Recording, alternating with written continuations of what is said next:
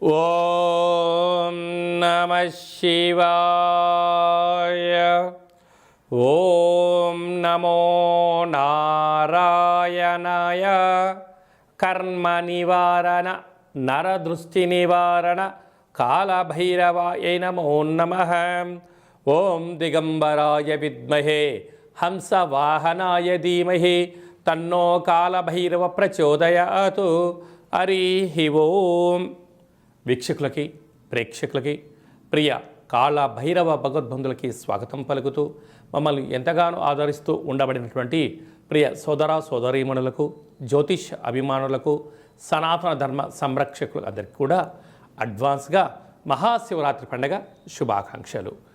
ఐశ్వర్యాన్ని ఆనందాన్ని ఇచ్చేటువంటి ఆ లయకారకుడైనటువంటి మహాదేవుడి యొక్క కృప కటాక్ష వీక్షణలు అందరిపైన ఉండాలని కోరుకుంటూ అందరికీ నిండు నూరేళ్ల ఆయురారోగ్యాన్ని ప్రసాదించాలని మనం కూడా మనసారా కోరుకుందాం. 16/2/2026 నుండి 28/2/2026 వరకు పుట్టినటువంటి వారందరూ కూడా ముందస్తుగా జన్మదిన శుభాకాంక్షలు. గతంలో వివాహం చేసుకున్న వారికి వివాహ వార్షికోత్సవ శుభాకాంక్షలు. ద్వాదశ రాశుల్లో గ్రహ గమనాల్ని వీక్షింపచేద్దాం. మిథున రాశిలో దేవగురు బృహస్పతి సంచార స్థితి, సింహరాశిలో కేతు సంచార స్థితి, మకర రాశిలో కుజ సంచార స్థితి, కుంభరాశిలో చతుర్గ్రహ సంచార స్థితి, రవి బుధ శుక్ర రాహు సంచార స్థితి, మీనరాశిలో శని భగవానుడి సంచార స్థితితో ద్వాదశ రాశుల్లో గ్రహ గమనాలు ఈ విధంగా ఉన్నాయి. వృషభ రాశి వారికి విశేషంగా మంగళవారం అమావాస్య ధనిష్ఠా నక్షత్ర సందర్భంగా రాజ్యస్థానంలో చతుర్గ్రహ సంచార స్థితి మరియు మధ్యలో పంచమగ్రహ సంచార స్థితి ఉన్నప్పుడు ఒకవైపు వృషభ రాశి వారికి అద్భుతమైన యోగకాలం ఉంది. ఇంకనూ యోగకాలంగా ఉండగలగాలి అన్నట్లయితే ఎలాంటి విధి విధానం పాటించడం వలన ఐశ్వర్యం కలుగుతుందో ఈ వీడియోలో సవివరంగా సంపూర్ణంగా తెలుసుకుందాం. వృషభ రాశిలో ఏ ఏ నక్షత్రాలు వస్తాయి అనగా కృత్తికా నక్షత్రంలోని 2, 3, 4 పాదాలు, రోహిణీ నక్షత్రంలోని 4 పాదాలు, మృగశిర నక్షత్రంలోని 1, 2 పాదాలు కలిపితే వృషభ రాశి. రాశాధిపతి శుక్ర భగవానుడు. 12 సంవత్సరాల తర్వాత దేవగురు బృహస్పతి ధనావాకు కుటుంబ స్థానంలో సంచారం చేయడము ఇది చాలా సువర్ణపు కాలంగా భావించగలగాలి. ఏ పని చేయాలనుకున్నా కాలం కలిసి రావడం, ఆపై పరమేశ్వరుడు యొక్క ఆశీస్సులు ఉండడం, మీరు చేసిన గతంలో చేసినటువంటి యజ్ఞములు, యాగాలు, దానాలు, దానివల్ల మంచి ఫలితాలు, మంచి అభివృద్ధి, గృహము, స్థిరాస్తులు, చరాస్తులు, క్రయ విక్రయాలు యోగదాయకమైనటువంటి రోజులుగా భావించాలి.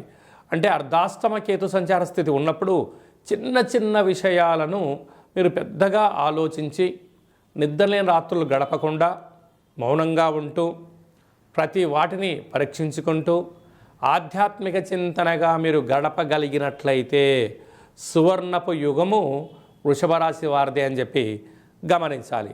భాగ్యస్థానంలో ఏడాది తర్వాత కుజ భగవానుడు ఉండడం సంచారం చేయడం వలన ప్రేమికులు, భార్యాభర్తలు, గృహస్థాశ్ర జీవితంలో ఉండబడిన వారందరూ కూడా ఒకరిపైన ఒకరు ప్రేమానురాగాలు అవసరం. ఆప్యాయత అనురాగాలు ఇచ్చి పుచ్చుకోగలగాలి. దీనివలన పెద్ద పెద్ద సమస్యలు వాటంతట అవే తొలగిపోతాయని చెప్పి కూడా గమనించాలి. రాజ్యస్థానంలో చతుర్గ్రహ సంచార స్థితి, అష్టమిది ఎందుకు పంచమగ్రహ సంచార స్థితి కూడా ఉంటుంది కనుక ఆత్మకారకుడు రవి, రుణరోగ శత్రుకారకుడు కుజుడు, బుద్ధికారకుడు బుధుడు, విశేషమైనటువంటి కలత్రకారకుడు శుక్రుడు, అక్కడ వాస్తు నరదృష్టి కారకుడు రాహు సంచారము చేయడం వలన ఉద్యోగాలలో పెను సంచలమైన మార్పులు, క్రయ విక్రయాలలో ఇబ్బందులు, ట్రాన్స్ఫర్సు, గృహ మార్పు, ఉద్యోగ మార్పు ఉండే పరిస్థితి ఉంటుంది. ఏకాదశి స్థానంలో శని భగవానుడు సంచారం చేయడం వలన ఓపిక, పట్టుదల, సమృద్ధికరమైనటువంటి ఆహ్లాదకరమైన జీవితాన్ని పొందబోతున్నారు. కనుక ఇలాంటి కాల సమయంలో అమావాస్య తిథి యందున పిండి దీపాన్ని, కొబ్బరి నూనెను వెలిగించి కూష్మాండ దీపాన్ని పెట్టగలిగినట్లయితే వీరికి అదృష్టం, బంగారం, రాజయోగం కలుగుతుందని చెప్పి కూడా గమనించాలి.